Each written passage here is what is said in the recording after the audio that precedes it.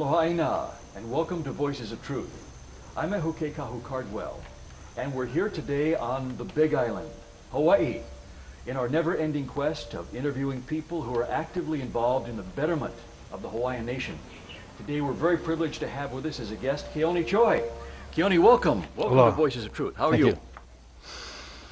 So good to see you. Mahalo for having me. My pleasure. Keoni, we wanted to talk with you today because you're one of the people that are actively involved in bettering the Hawaiian nation. And we wanted to find out what you've been up to. Before we do that, though, I want to spend a couple of minutes and ask you about your background a little bit. Where you were born, where you grew up, and things like that. So take a couple of minutes and talk to us about that, would you? Okay, thank you. Yeah, I was born when my parents were in college in a foreign country. This foreign country was United States. Uh-huh. And then we moved back, and I grew up in Kailua. And we moved around quite a bit, 9 schools in 11 years. I went to Hilo Intermediate, and then I moved back to Kailua, and I graduated from Kailua High. Oh, very good, very good. And you've been back on this island, Hawaii Island, how many years? For about 11 years now. Very good. And I noticed you called the US of A a foreign country. Yes. Why did you do that? Well, it is a foreign country. That's not my country. My country is the Hawaiian Kingdom. The sovereign kingdom of Hawaii. Yes. Yeah, very good, very good. So let's talk a little bit now about what you're involved in, because I know you're involved in a lot of different activities helping to further the future of that sovereign kingdom, aren't you? First of all, when did it start to dawn on you or broaden your awareness that this in fact was not the United States, contrary to what everybody tries to get us to believe? Well, that was around 93 when at the palace we had a big gathering over there. And well, actually it started back when we had the Aloha, the Aboriginal Lands of Hawaiian Ancestry back in the 70s, and I joined that and did a little bit of research and stuff. Found out that we were still a country. Ah, what made you decide to join that? What made you decide to do the research? Oh, well, that was something that I wanted to find out for myself. And I did a few research on laws, and we didn't have nearly the information at that time that we do now. We didn't know about the Kauai petition that Noinoi found. We didn't know a lot of things, and all of the knowledge that we've got in the last 20 years for this sovereignty, which is kind of a big joke, is everything that was put in all this small language and stuff is all traps by the U.S. They're put in there to set us up as an Indian nation, which we're not. We're an independent nation state. So way back when you first started to research this stuff, there was no computers, no internet, no cell phones, just books, typewriters, pencil and paper, and the mail, and landline phones. So it was a lot slower going than it is today. Yeah, and the knowledge at the time was written by the revisionists and the overthrowers, so there wasn't really a good foundation of knowledge that we can get. So everything that we've learned, especially within the last 2 years, has shown that everything that they portrayed us as is a trap.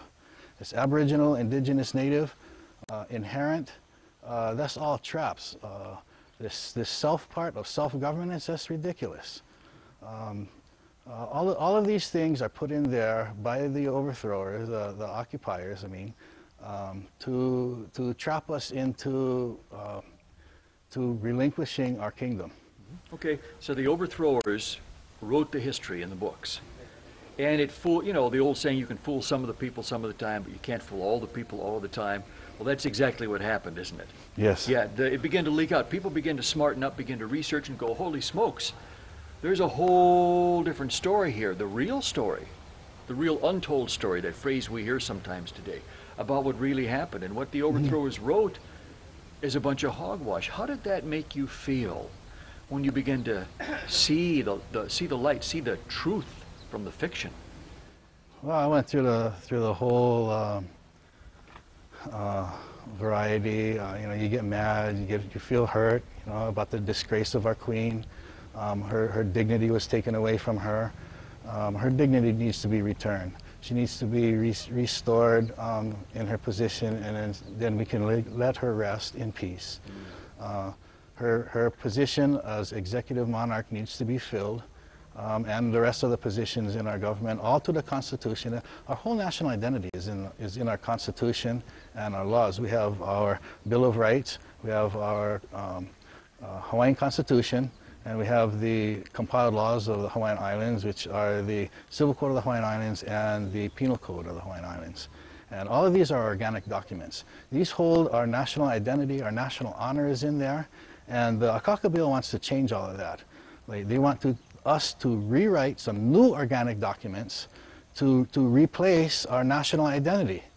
It's like asking the United States people to give up their Constitution, to give up their Bill of Rights, to give up everything they own and all of their national resources, their water, their minerals, and their land. I mean, what American would do that? Give up everything they have? Well, we're not going to give this up either. This Hawaiian Kingdom.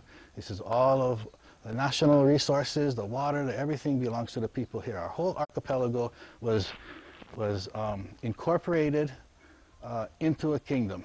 Now, once you're incorporated, you cannot be deincorporated. That's what the U.S. is saying all the time. That's why they lock the states into their thing.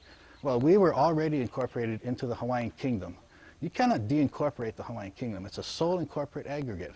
All the lands are undivided between the people as an aggregate, and the sole corporate is our monarch. You know, the office of the executive management, that's the throne. Okay, so what it sounds to me like you're saying is the occupiers are at it again, trying to do the same thing they did before with the Akaka Bill, just trying to rewrite history the way they want it written instead of the way it really happened, yes? Yes, well, it's kind of funny that this is totally illegal what they're doing, because you're not allowed to self-determine twice.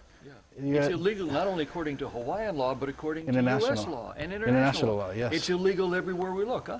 Yeah. So you began back in the late 70s to discover this. You went, whoa, we got something here. Your eyes began to open, and you never saw things the same way again, did you? No. Yeah. So then what was the next step for you after you began to, in the late 70s, turned into the early 80s, and you had this knowledge, some of the knowledge, and then what happened next for you? Well, during that time, you know, like we had to make livings and stuff, so I was doing mechanic work. I went to take classes. I wanted to prove what I knew, and I took some ASE certification and became triple master. Wow. But then that was in a past life. Okay. So what did you do, I mean, in terms of the movement? You were now, I'm sure once you saw this new information, you considered yourself in the movement, so to speak, yes? As a part of making things go in the direction that it needed to go. So what happened next in that area for you? Well, we thought ourselves as Native Hawaiians, Kanaka Maoli, that kind of stuff, but we found out that that's all traps. The Aboriginal, Indigenous, Native, those are all traps to make a submissive government. You don't have sovereignty. It's a sovereignty with a small s. What we want is our dominion. Explain that word dominion. Okay, the dominion is like sovereignty with uppercase S. It's all-out ownership and rule of the land. You have nobody over you that can dictate what your laws are, what you can do or not do. You are equal with all other nations. That's what dominion is. There's no small dominion or lesser. All nations are equal in international eyes. Yeah. So if I can paraphrase what you're saying here, because I want to draw something out. Lately, because of the war in Iraq and things like that, we've heard a phrase that is really a falsehood, and that phrase is limited sovereignty. And there really is no such thing, is there? Well, the limited sovereignty would be like an Indian nation. You'd be under Title 25. You cannot commence foreign commerce. You have only internal. You cannot enforce the laws of the land on anybody outside of your membership. That's what this is part of the trap. Okay, so it's still in the chokehold. Yes. Somebody has still got their foot on your neck. Yeah. The U.S. is underlaying a title, and they're trying to claim dominion over the Hawaiian archipelago. Yeah. So there is no dominion. There is no real freedom No, not on their sovereignty. Yeah, not under sovereignty. Yeah, yeah, very good. So what did you do in the movement? What did Keoni do in the movement in the 80s? What activities were you involved in? Well, just mostly learning my roots and learning the culture. I tried to learn the language a little bit. In the early 90s, I joined the Nakoa, Ah, and that's the Hawaiian Warriors. There's a standing army for Hawaii, and I've been in there about 11 years now. And that's opened my eyes a lot to what's going on. It brought me back to the culture. I learned a lot of, mostly specifically cultural stuff about the land and also about woodworking and everything. When I grew up around the ocean and was always around the ocean, diving, fishing, laying net, and learning about that. And now I'm up in the mountains learning about agriculture and lao and growing things. So wow. I'm trying to get the other side that's up Mauka side now. From Makai to Mauka. Yeah. You're covering it all. Great. What made you decide to join Nakoa? Well, that was a private thing. It was what I wanted to do. Protect and perpetuate the Hawaiian culture, the Hawaiian Islands, and our political status as a kingdom. And so share with our viewers what you've learned. Share a little bit about what you've learned in terms of about the culture, about the language, and things like that through being a part of Nakoa. Well, I've learned about our history, about the different ranks, and about living on the land and relating to the Aina, to the people. What the structure of our government was, and the structure of the Nakoa. Great. And what about the culture? What have you learned? Well, we've participated for many years with Arthur Mahi in Kona with the Royal Court of Ho'ona. And so we do the Royal Court there, and we're learning more details about our culture. The smaller details of like the processions and what to do in the royal court when you have an ali'i present, where are the positions where everybody's supposed to stand, and their job descriptions. So I guess that saying in life that it's all about the details is really true in a Yes, culture, isn't yes, it? that's the basic, the essence of the culture is in the details. Yeah, yeah. How do you see yourself as? What has changed for you since you've been with Nakoa and started to learn these details that do make such an impact? Well, it made me a stronger Hawaiian. Yeah. It gives me a basis for knowledge. It teaches me a way of life to live now. I'm still in a transition phase from being brought up as Western influences, and going back to the Aina and back to our culture. Yeah, yeah. And as we all know, I mean, most all of us live in transitions in a lot of periods in our lives. Sometimes these transitions take a long time, sometimes they're shorter, but they're all transitions because they're an unveiling, excuse me, an unveiling, aren't they, where our eyes get opened up. And so how do you view the world differently now than before when you first started to come across this stuff? Well, I didn't know that the Hawaiian Kingdom was still alive, that our laws are still alive, that they cannot be squashed. And it gives me a new basis well, I have a new set of laws that I'm living under. Those are Hawaiian laws. Yeah, tell us a little bit about those. What are those laws that you live under, and what do they mean for you? What do they mean to you? Well, it means a perpetuation of our culture. You know, it's a funny thing. You know, our Constitution is so much better than the U.S. one. I can't believe it. Why? It's just great. Why? Well, because in our Constitution, our protections were already written into our Constitution. See, when the U.S. Constitution came about, they didn't have the protections in the Constitution that was needed. So what they did was they made amendments to the Constitution to protect their rights that weren't protected in the original document. Ours are protected in our document, in our original Constitution, from day one. Yeah. And we still had a Bill of Rights in 1839, 1840 Constitution also protected our rights, and they were all protected well in there in 1852. So these documents have protected us and make sure that our rights remain and that we have international protections. In 1810, Kamehameha united the islands. All the people living in the Hawaiian Islands became subjects of the Hawaiian Kingdom. Okay, we ceased being natives of a land. Okay, this is in the Western concept and in international law and law of nations, is that back then, before 1778, we were in an unorganized state of affairs, meaning we didn't have Constitution, Bill of Rights, compiled laws, written laws. And once all that had happened, we became a nation state with all the protections and international protections. See, a native people do not have any protections under the laws. Nobody can protect the Indians, can intervene and save them from America killing them. Nobody can protect the Tibetans. Well, same thing is over here. Our native people who are brand new native people, they haven't been that for 200 years. Yet these Kauinoa Hawaiians are signing their lives away.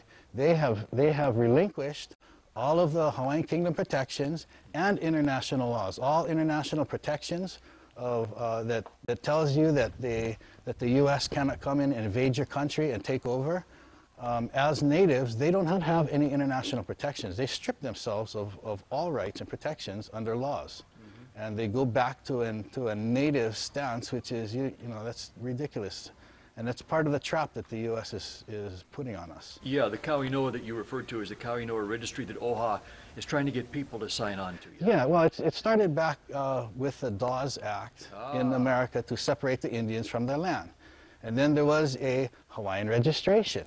That turned into Operation Ohana, and that closed down, and now they have Kauinoa, which is the same thing. It's just the fourth generation of what they're trying to do. So they never give up, do they? Yeah, no, it's not. In fact, the Akaka bill was, or the facsimile was first done in early 1900s with the Navajo Nation, where the oil company wanted to go and drill for oil.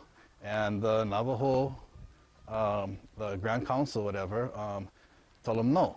And that was unacceptable to the Department of Interior and the oil companies. So what they did was they got a bunch of Western educated, Western indoctrinated Indians to call themselves Navajo. A small group of people were put together, and the United States recognized those as the actual government of the Navajo people that had no support of the Navajo Indians and their nation. This was a hand-picked by the artificial government, a native governing entity that was hand-picked by the U.S. and put in place as the actual government of the Navajo people. And that's the same thing, Hanaho, what they're doing to us now with the Native Hawaiian governing entity, which is a treasonous entity. Yeah, Keoni, I'm sorry to say what I'm hearing you saying is it's once again all about the money. Yes, it's all about the money. Yeah, it's about stealing our archipelago, all its natural resources, its airspace, our water. Our water is the next oil. This is the best thing. We have so much water here. In 25 years, 2/3 of the world will not have access to fresh water. That means in 25 years, this is our oil right now. We're going to be exporting water to all over the world because they're not going to have any fresh water. So that's a very serious problem. Yes, and this is a huge asset, and this is our natural resources, our national resources, and this is what's gonna fuel our economy in the future. We want, besides switching from a military to a medical economy. Okay, so even now, the occupiers have been stealing the water, taking it from this side of the island, put it on that side of the island for golf courses, for other than survival purposes, for other than taking away from people who need it to drink, to grow stuff, grow crops, agriculture, aquaculture, all those things. So that stealing has already been in place for a long time. What you're saying is, if you think this is bad, you ain't seen nothing yet. Yeah, that's very true. Yeah. We have to safeguard all of these things, and we need to fill the positions of our government and reactivate our Constitution with people in the places that they're supposed to be. To protect that. Yes. To protect the archipelago and its resources and its people and its land. Keoni, you mentioned a moment ago about transitioning the economy from tourist-based economy to a medical. Oh, no, well, we're still going to have tourism, but we're going to change from a military. Military, to changing the bases, military bases to medical centers. I see, okay. Okay, talk a little bit more about that. What kind of medical centers do you envision there? Oh, all types for treating diseases, and even for like replacement of joints, and surgical centers, all kind of research centers. It's going to be great in the future. So a very rosy future. Okay, so this is going to be like cutting edge technology for medicine. Yes, yes. And centers that people from all over the world would come to. Exactly, yeah. From all over the world, people are going to come here to get healed. This is a healing place.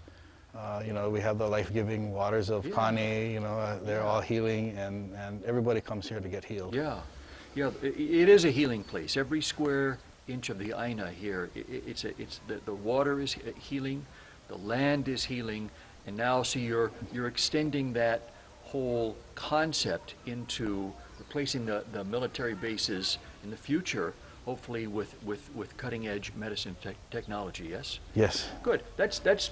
It's perfect you said that, because that's the next thing I wanted to get into, is how do you see the Hawaiian nation in the future? What do you think it looks like?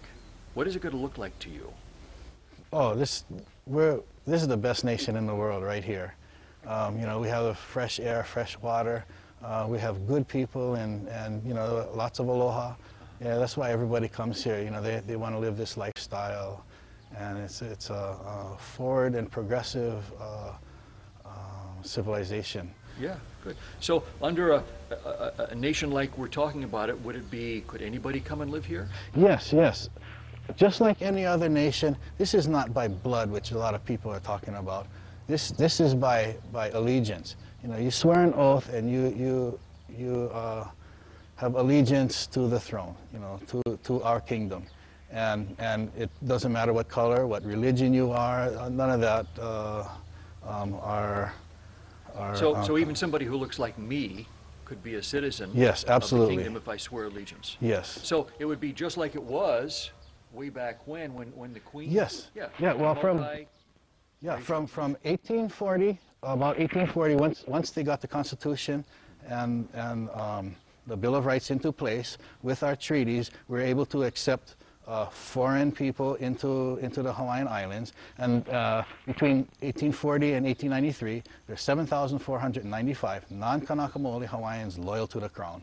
And these are all citizens. They have been damaged by the occupation, and they deserve reparations, and they also have a say. All of their descendants, who will swear an oath too, will have a say in what happens with our new country. So if I understand you correctly, what you're saying is when we, under that context, when we use the word Hawaiian, it means a resident, a citizen of the country of Hawaii.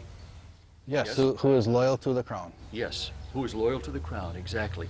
Much like a German means a citizen of the country of Germany. Germany, loyal to Germany, going to uphold the Constitution of Germany.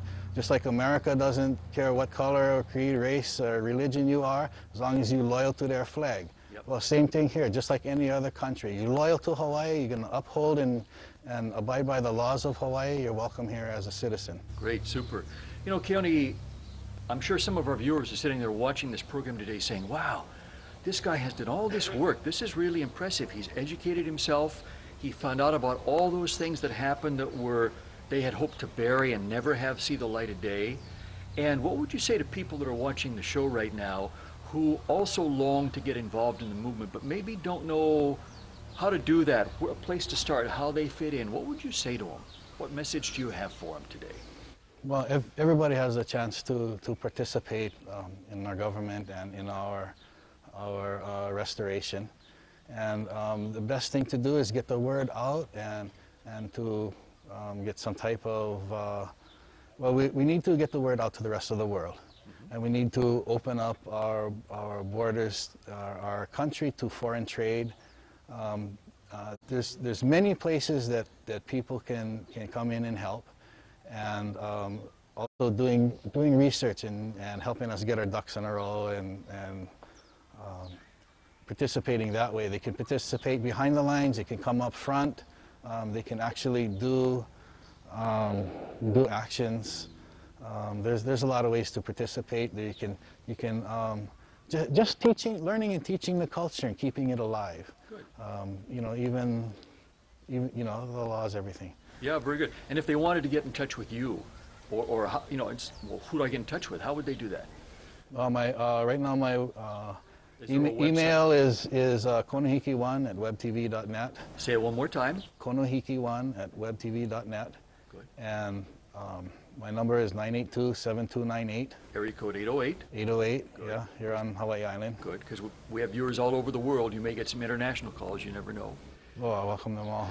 Keoni, thank you very much for being on the show today with us. I got to tell you from my heart, you're a very impressive guy, and I'm proud to call you somebody that I know is a friend. And please keep up the good work. Don't stop, because you're moving forward just like you should. Oh, thank you. Yeah, mahalo. Mahalo. Okay. Thank you for being with us on another segment of Voices of Truth. I'm Meho Kekahu Cardwell. This has been brought to you by the Keoni Foundation. Aloha aina, hui ho. Well, I didn't know that the Hawaiian Kingdom was still alive, that our laws are still alive, that they cannot be squashed. And it gives me a new basis for well, I have a new set of laws that I'm living under. Those are Hawaiian laws. Yeah, tell us a little bit about those. What are those laws that you live under, and what do they mean for you? What do they mean to you? Well, it means a perpetuation of our culture. You know, it's a funny thing. You know, our Constitution is so much better than the U.S. one. I can't believe it. It's just great. Why? Well, because in our Constitution, our protections were already written into our Constitution. See, when the U.S. Constitution came about, they didn't have the protections in the Constitution that was needed. So what they did was they made amendments to the Constitution to protect their rights that weren't protected in the original document.